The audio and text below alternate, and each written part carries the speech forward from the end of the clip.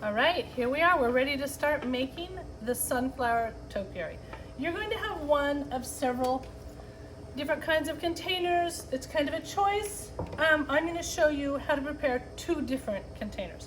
First of all, with one of these tins, you might either have a liner, a plastic liner like I showed you how to prepare in the Zoom session, or you might just have a sheet of cellophane.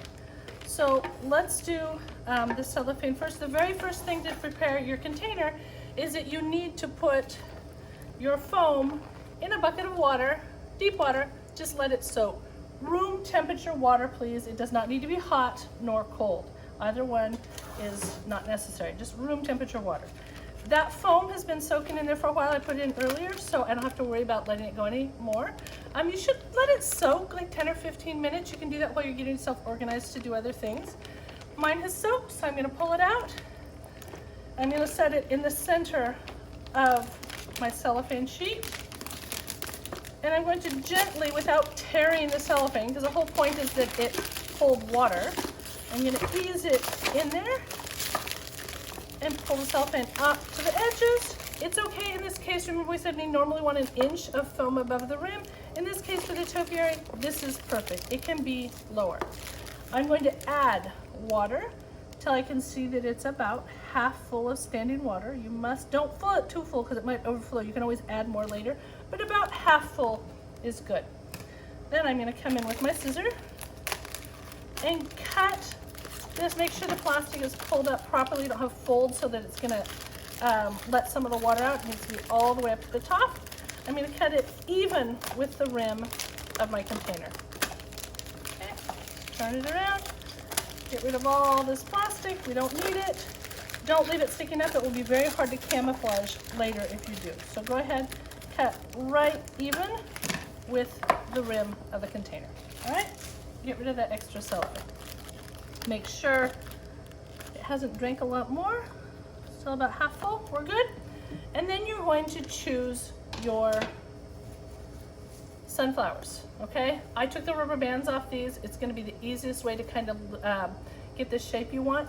You wanna put them so that the stems are gonna remain straight, parallel, and the heads are all gonna be in about the same height because we're gonna bind it together and we don't want something sticking up high and something else sticking down low.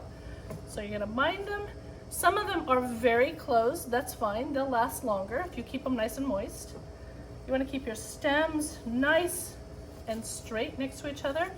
And I'm gonna kind of alternate the ones that are really tight blooms that are barely showing color, not at all, and the ones that are a little bit more open. These are mini sunflowers. You can tell they're really teeny tiny, but they're super cute and I love to use them for fall. Let's use one that's kind of half open.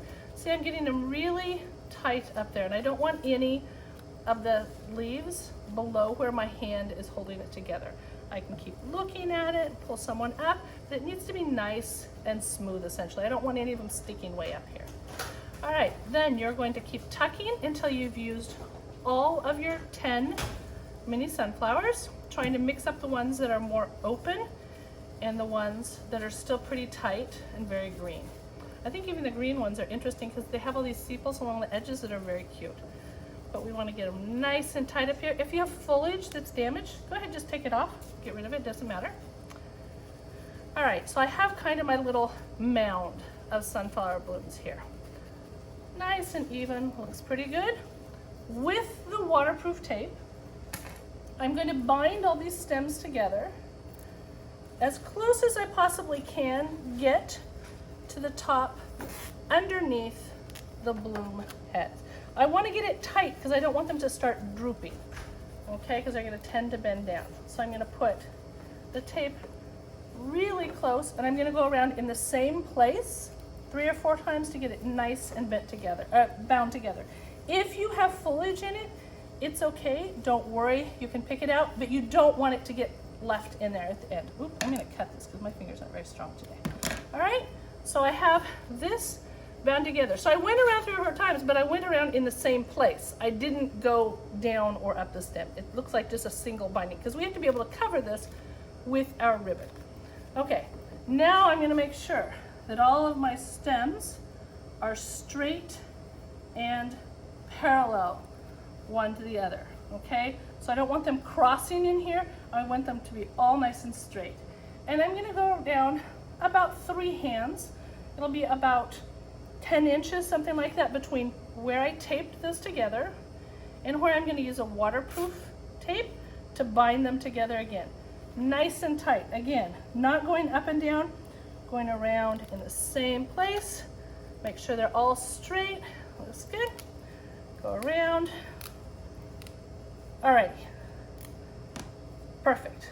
Now I need to decide what height I want my topiary to be. And the perfect height is gonna be about a little bit higher than elbow off the table. Okay? So I'm gonna hold it up here and figure out where I need to cut. Okay, because remember, my stems are gonna go all the way to the bottom of this container. If you look here and cut your stems even with the container, it's gonna end up smooshed down there and not be a topiary at all. And if you only stick the stems partly in, it's not gonna be stable, it's not gonna be solid. So I'm gonna figure out the height I want it to be, mark with my hand where I'm gonna cut, and I'm gonna cut as straight across as I possibly can, and that will help my topiary stand up nice and straight, okay? So nice, even ends. In this case, this is one of those few instances that you don't need to cut at an angle. Okay, so I have this, but I also have 3 stems of solid aster to add in there, okay? So I need to come, if there's anything damaged, take it off. I need to take off all of this foliage, and your hand can just slide it right off. It comes off very easily. If you sit here and pick off 1 leaf at a time, you can do that too. That is up to you. In a real shop, in a real working situation, you would never do that. You just slide. If you don't want to get your hands dirty, you can use a paper towel and use that to slide it off. Clean all 3 stems so that you have all of the foliage below where the blooms are off. All right, so I'm going to take these stems and I'm going to thread them through. Okay, I'm going to thread it through, and I'm then going to gently kind of tug and spin until it's just poking out a little bit. I'm going to use 2 of them like that. I don't want them sticking up exactly opposite from each other so they don't look like little horns. I'm going to tuck this one maybe in here. I kind of have a space right there. I'm going to go ahead and fill that in. And notice that I left the fuller, bigger of my 3 stems aside. Okay, I'm going to tuck it in. So it's going to look like that. It's not going to look like antennas. I'm going to pick up my floral tape again. Tape in exactly the same place that I did before. Just go around one more time to grab those 2 little stems that we've added. Make sure there's nothing on the stems. Perfectly clean stem. Tuck them in there. Get them nice and straight too. Tape them the second time. And going around once is fine. You just need to anchor it in with that other one. Okay, so we have binding here, binding here. Now I need to snip these 2 little stems even with what I'd already done. At this point, this is kind of important. Remember, you get 1 shot at this because we saw with the foam, if you push a hole in, it doesn't fill back in. It's not like a normal cleaning sponge. So you need to figure out where the center of your foam is, and holding it as straight as you can, looking at all directions, you're going to gently ease it in all the way until you come to the bottom. Okay? And hopefully you've got it straight so it looks good from all sides. Okay? Have this. We still have plenty of water in there. Cool.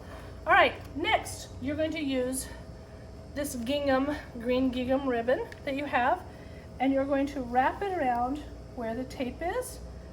I'm going to wrap, come back around, and I'm going to tie it in a perky little bow. It's going to make my topiary look really cool. And we've chosen this gingham check because it looks kind of country, which works really well with the kind of rustic containers that we're using. So I'm just going to tie a bow, just like I'm tying my shoe. But then I need to go back and open. This is a wired ribbon, so it's really easy to work with and manipulate, make it do what you want. So I can come in here and fluff up my bow a little bit. Make sure the ribbon is completely open. I can kind of give this a little crease to make the tail look good. Make sure my loops are kind of the same size. See, it kind of blends in. It still looks nice and rustic as well. All right, the final step, or the second and the final step we're going to do, is you have Oregon moss in here. And we lightly moistened it because you want to use it damp. And it smells like the woods. It smells like you're out walking in the woods in Oregon, okay? If it's dried out a little bit, you can sprinkle a little bit of water on it. It doesn't have to be sopping wet, a bit moist. You'll see that one side is the underside where it was growing on the tree or the ground, and this is a fluffier, nice side. And when you get it a little bit wet, if you have a spray bottle, you can spray it, you just dampen it. When you get a little bit wet, it kind of fluffs back up just like when it was harvested. All right, so we're gonna come in and just tuck it around the base. We're using it to cover our mechanics, to cover where that foam is. So we're not gonna see the foam or the cellophane, that plastic either. All right, that done, one more thing, I'm gonna say, okay, this is the front. So on the front, I'm gonna use some of my other solid aster, and I'm going to, let's just pull them off and I'll give them a fresh cut. I'm gonna use some of these little guys singularly. I'll use a clump too. So I have them all, but I have torn them apart and I can't put that in. It's just gonna bend when it hits the moss and the foam. So I always need to give it a nice fresh cut. Once I have a fresh cut, I'm going to be able to put it down here at the base of my arrangement. Make sure it gets down into the foam so that it's going to get some water. It's not going to just dry out quickly. And you can use this, tucking it here and there to make the bottom of your topiary look cute too. Let's do one more over here. And then this, if I were to break down all these long laterals here, by the time I get to the top, they're super, super short and they're very tender, so they wouldn't go in. So I'm gonna go ahead and use the top of it like this as a single insertion. So I'm gonna find where my bow is, because that's gonna be my front. And I'm gonna come in here and tuck it in, and it's gonna fill in that little spot right there. So here we go. This is your sunflower topiary.